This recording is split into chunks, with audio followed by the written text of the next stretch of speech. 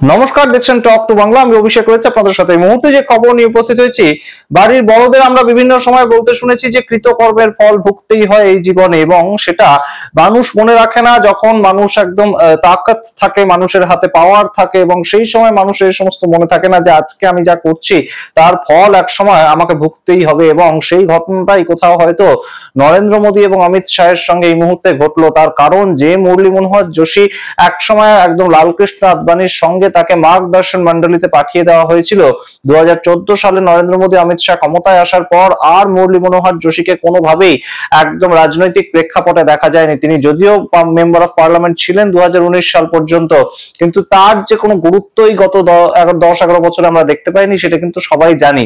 কিন্তু সেই মুরলী মনোহর যোশী একদম যখন মোদী সরকার বেকায়দায় পড়েছে এই মুহূর্তে, উপরাষ্ট্রপতি নির্বাচন থেকে বিভিন্ন ভাবে বিহারের নির্বাচন এবং ভোট চুরি প্রসঙ্গ প্রত্যেকটা ইস্যুতে যখন মোদী সরকার কোণঠাসা, ঠিক সেই সময় একদম 11 বছর আগে তাদেরকে যে কিংবা তাকে যে একদম মার্গদর্শন মন্ডলীতে ঠেলে দিয়েছিল নরেন্দ্র মোদী অমিত শাহ, সেটার কোথাও গিয়ে প্রতিশোধ নিয়ে নিলেন মুরলী মনোহর যোশী। অত্যন্ত শিক্ষিত মানুষ তিনি, পিএইচডি তৎকালীন সময়, এবং তার পরবর্তীতে এলাহাবাদ ইউনিভার্সিটিতে ফিজিক্সের প্রফেসর ছিলেন। সেই মুরলী মনোহর যোশী এই মুহূর্তে একদম অমর্ত্য সেনকে কোট করলেন এবং ভারতের অর্থনীতি নিয়ে যা নয় তাই বলে গেলেন। এবং সবচেয়ে ইন্টারেস্টিং, আরএসএস এর একটি বক্তব্য সভায় তিনি এই বক্তব্যটা গতকাল রেখেছেন, যেটা আজকের ইন্ডিয়ান এক্সপ্রেসে বেরিয়েছে। কি বলেছেন সমস্তটা বলবো আপনাদের। সবচেয়ে ইন্টারেস্টিং বিষয়টা হচ্ছে যে একদম আরএসএস প্রধান মোহন ভাগবত তিনি সেখানে উপস্থিত ছিলেন এবং তিনি সাপোর্ট করলেন মুরলী মনোহর যোশীকে। এই বিষয়টা কিন্তু এই মুহূর্তে রীতিমতন ভাবাচ্ছে যে আরএসএস এবং বিজেপি তাদের মধ্যে বর্তমানে বিষয়টা কিরকম অবস্থায়, সম্পর্কটা কোন জায়গায়, তাদের মধ্যে কি একটা আন্ডার কারেন্ট চলছে, নাকি সম্পূর্ণ বিষয়টা শুধুমাত্র মুরলী মনোহর যোশী সবার সামনে যেভাবে রাখলেন সেটা তার ব্যক্তিগত মতামত। সেই সমস্ত কিছু নিয়ে আলোচনা করবো। আজকের প্রতিবেদন শেষ অবধি দেখুন। তার আগে অবশ্যই টক টু বাংলা ইউটিউব চ্যানেলকে সাবস্ক্রাইব করে দিন। আপনারা জানেন এই মুহূর্তে মোদী সরকার বেকায়দায় পড়েছে, সেটার বলার অপেক্ষা রাখে না। এবং যে মোদী সরকার বিভিন্ন সময় বলে বেড়ায় যে দেশের অর্থনীতি, ভারতবর্ষের অর্থনীতি পৃথিবীতে 3 নম্বর অর্থনীতি, 4 নম্বর অর্থনীতি, রীতিমতন তাদের এটা সফলতা হিসেবে তারা দেখায়, সেই অর্থনীতি নিয়ে একদম অর্থনীতিবিদ যিনি অর্থনীতিতে ভারত থেকে নোবেল পুরস্কার পেয়েছেন, সেই অমর্ত্য সেন কি বলছেন তাকে কোট করলেন মুরলী মনোহর যোশী, এবং রীতিমতন দেখিয়ে দিলেন যে ভারতবর্ষের সাধারণ মানুষের যা আয় সেই তুলনায় জাপানে সাধারণ মানুষের কত আয়। এবং সম্পূর্ণটাই আপনাদের বলবো, আপনারা দেখুন। এই মুহূর্তে মুরলী মনোহর যোশীর যে বক্তব্য সেটা কিন্তু মারাত্মক একটা বক্তব্য। তার কারণ মুরলী মনোহর যোশী একদম চোখে আঙ্গুল দিয়ে বলছেন, the wealthiest 10% of India's population own 65% of the total household wealth। অর্থাৎ সারা ভারতবর্ষের যা পপুলেশন তার 10% মানুষ সারা ভারতবর্ষের যা ওয়েলথ আছে, অর্থাৎ যা সম্পত্তি আছে তার 65% কিনে রেখেছে 10% মানুষ। ভারতবর্ষের 10% মানুষের পকেটে ভারতবর্ষের 65% হাউস হোল্ড ওয়েলথ রয়েছে রীতিমতন। তার পরবর্তীতে তিনি বলছেন, the per capital GDP of India stood at only $2,878। অর্থাৎ প্রত্যেক মানুষের যে পার ক্যাপিটা বলতে প্রত্যেক মানুষের, সাধারণ মধ্যবিত্ত মানুষের আয়, সেটা তিনি একদম চোখে আঙ্গুল দিয়ে দেখিয়ে দিয়েছেন $2800। $2800 বলতে ভারতীয় মুদ্রায় এই মুহূর্তে মোটামুটি বাৎসরিক আয় হিসাবে 2,40,000 টাকা, অর্থাৎ মাসিক 20,000 টাকা। মুরলী মনোহর যোশী সেই হিসেবটা বলছেন একদম ইন্ডেক্সের ভিত্তিতে।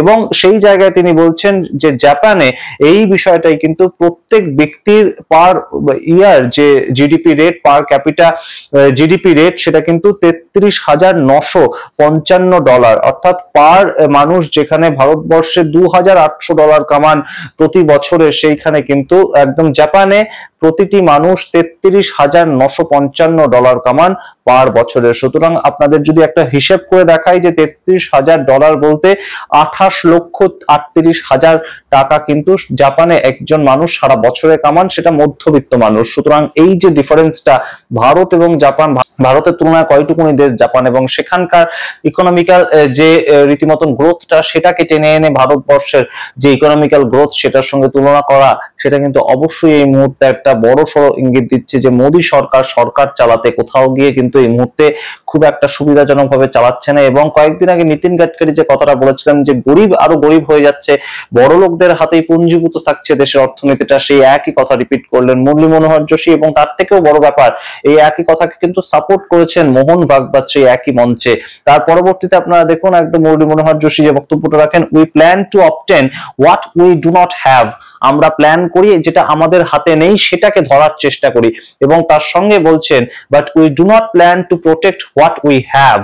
আমাদের হাতে যা আছে সেটাকে আমরা প্রোটেক্ট করব, সেটা আমরা চেষ্টা করি না। অর্থাৎ বাইরের সঙ্গে বাণিজ্য করার চেষ্টা আমরা করি, কিন্তু আমাদের যে এগ্রিকালচার, আমাদের যে ইন্ডাস্ট্রি রয়েছে সেদিকে আমরা নজর দিচ্ছি না। ঠিক একই কথা পরে তিনি বলছেন, we failed to focus on agriculture and indigenous industries while welcoming foreign collaboration that undermine our interest and prestige। অত্যন্ত তাৎপর্যপূর্ণ এই বাক্য।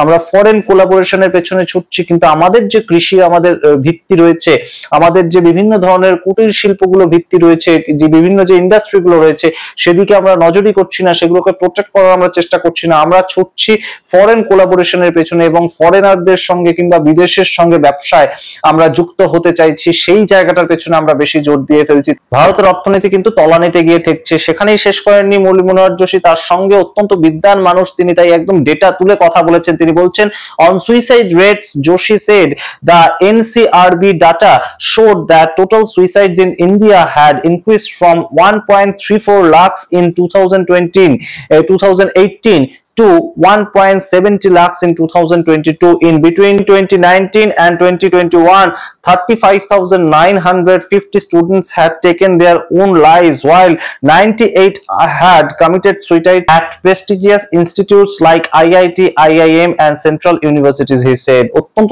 তাৎপর্যপূর্ণ যে ছাত্রছাত্রীদের মধ্যে যে হতাশা জন্ম নিচ্ছে এবং কাজের পরবর্তীতে, পড়াশোনার পরবর্তীতে যে কাজ, সেটা নিয়ে কিন্তু মানুষের মধ্যে একটা হতাশা ভারতবর্ষে জন্ম নিচ্ছে। এইটাই কি সুইসাইডের দিকে ঠেলে দিচ্ছে ভারতবাসীকে?